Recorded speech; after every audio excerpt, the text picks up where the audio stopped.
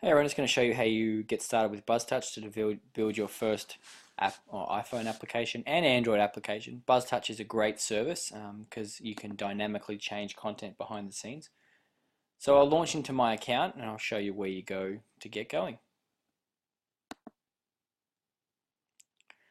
Inside of this screen here you can see all of the options, and I'm going to go into my applications and I'm going to see the list of things that I've produced.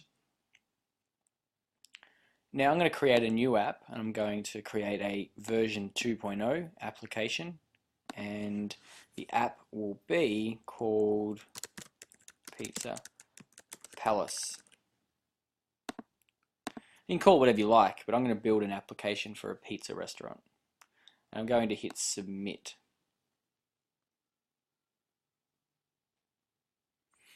And oh, looks like someone's already built that one before, so we'll call it Pizza without a space Palace. And there we are. We can go to our applications control panel now, and we get the choice to change the way in which we want our application to operate.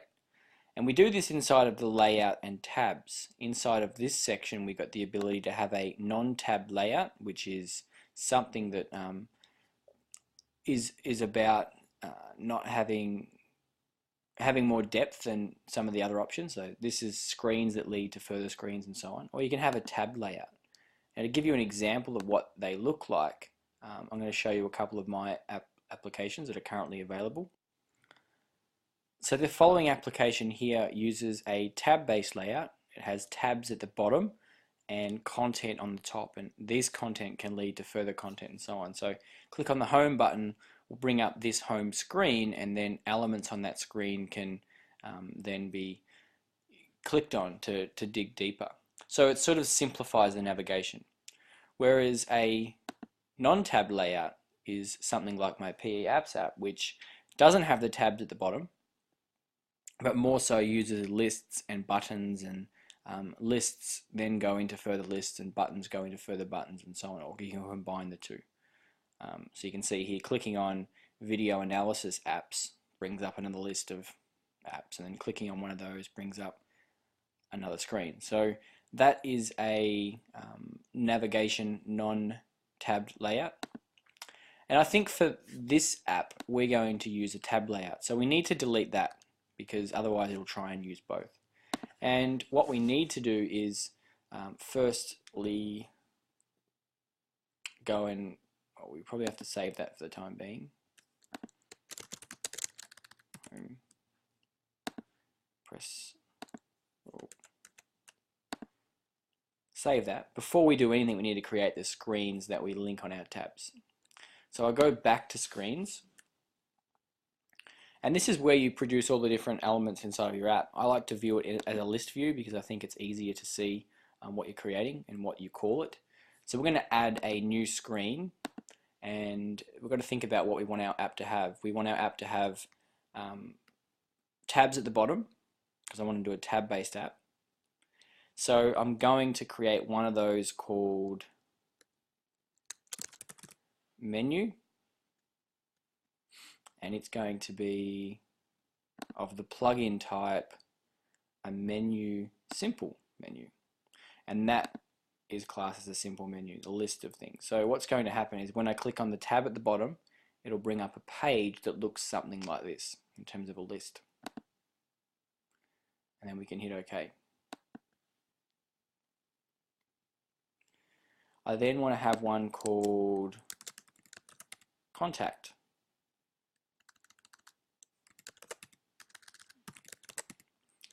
And the same thing, it's going to be a simple menu. I hit add, and it's added. And then I want to create one called share, and it's also going to be a simple menu, and I hit add. Now if I go back to that layout screen, what I can now do is go into tab layout and open up the non-tab layout and delete that element so that it doesn't try and use that. And in here on tab 1, which will be tab 1 will be the one on the left hand side, this one here, I can select the screen that I want that to interact with. Now this first tab is going to be the home screen, which is default already created for us. So I'll click that. I'm going to call it home. Now the second screen I want to have is the menu. Now by menu I actually meant it to be the menu at that restaurant. So I might just call it pizzas or something like that. The third tab I want to have is the share, and we'll call it share. The label is what appears on the button, like in this example here it says home and media, that's the label.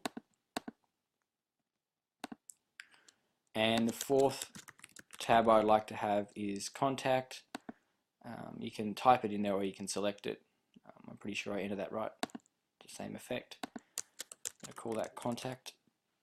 There we are. We've got our 4 tabs. We can add a 5th if we like, but I just want to have 4, and you can have 3 if you desire. And now you get the choice to add an icon.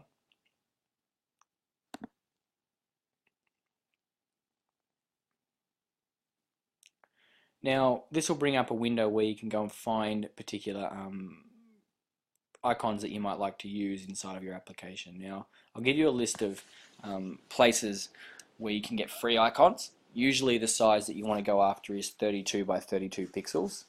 So there's plenty of them out there, and I'll be sure to add one. But I'll go ahead now and upload. Well, better actually find something. I'll find one of the icons I'd like to use. And I've got mine saved on my computer in a folder. 32 by 32 in dark, and in miscellaneous there is a home, which will be good for that. Home screen, a little house. I press upload. There it is. I press select, and you can see it's now added that tab to that particular screen. So you go through and you do that to all of your icons, all the ones that you want active, and then you press the save button. So I'll do that now, and then we'll move on.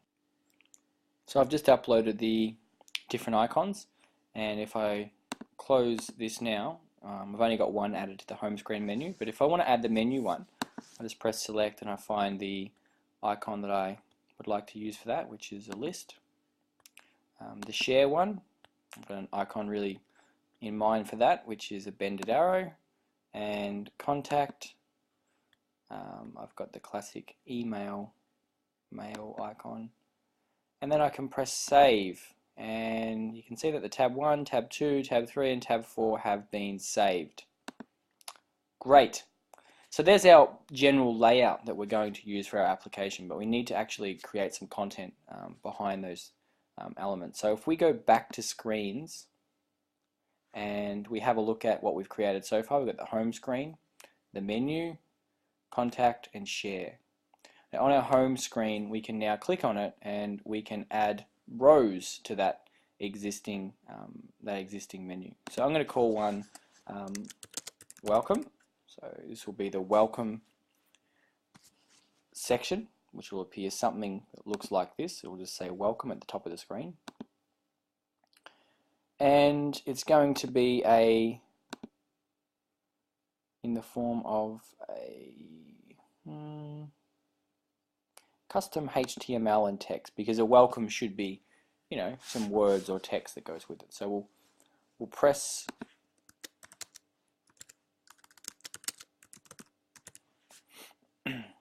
add in a second.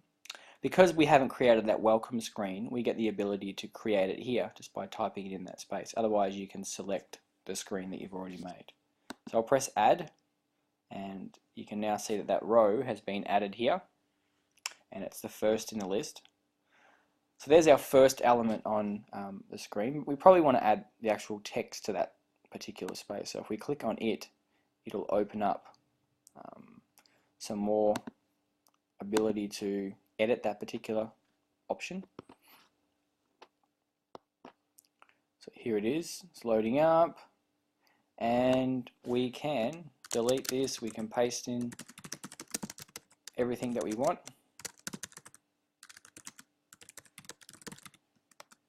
And we can hit save, and there's a lot of other options in the bottom of what you want to do to that particular screen. So if we go back to our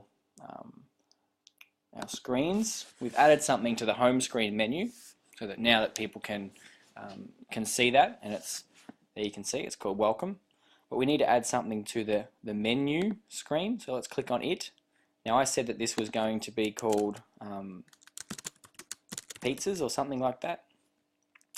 I haven't created one called our menu, and it would make sense. I've got the menu in a Word document, so I'm going to add it as a Word doc, and I'm going to hit save or add, and there it is. Now if I click on our menu, I can find where that document is saved. I can upload that document to the device. I might just find a document on my computer now. Let's go to Dropbox, and I have a Word document there. There we go. Press upload. So this could be the menu or whatever you might choose to use. Hit select, and it's now added. Press save, and that's the menu screen taken care of. If I go back to screens, I can do the same thing for contact.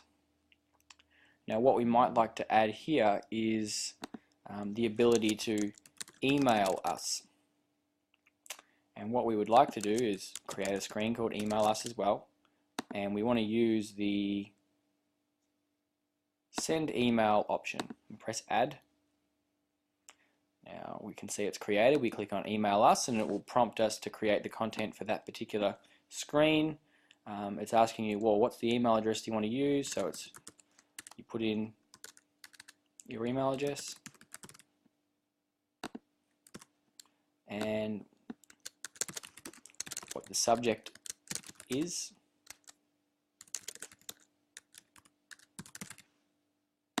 and hit save. So that means when the user clicks that, they are prompted to create an email, and this information is already added for them. And if you go back to screens again, you can see that we have the ability, we've added a screen called share. We need to add something to that as well. Let's just call share this app, and go select.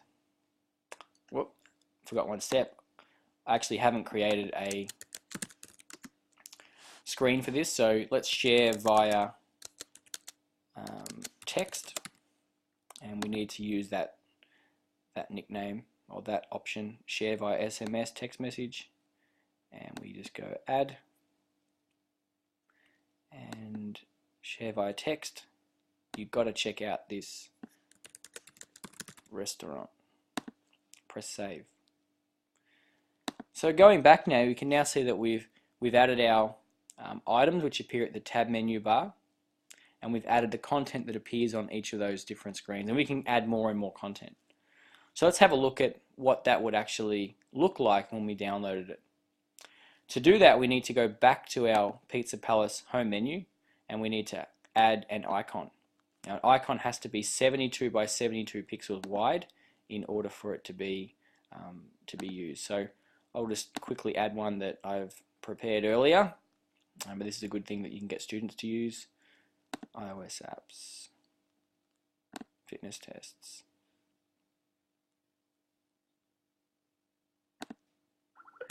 (72 by 72), hit upload, and for some reason you need to pretend like you're trying to realign that, otherwise it won't let you press save. Press save and done, and it's now added our icon, which you can see there. At this point you can actually download your source code files, and I'm going to download mine for Xcode, but if you're doing it for Android, you'll download it as an Android app. Press preparing package, and when that is compiled, we can download a zip file and open it up. That'll be the use for the next episode.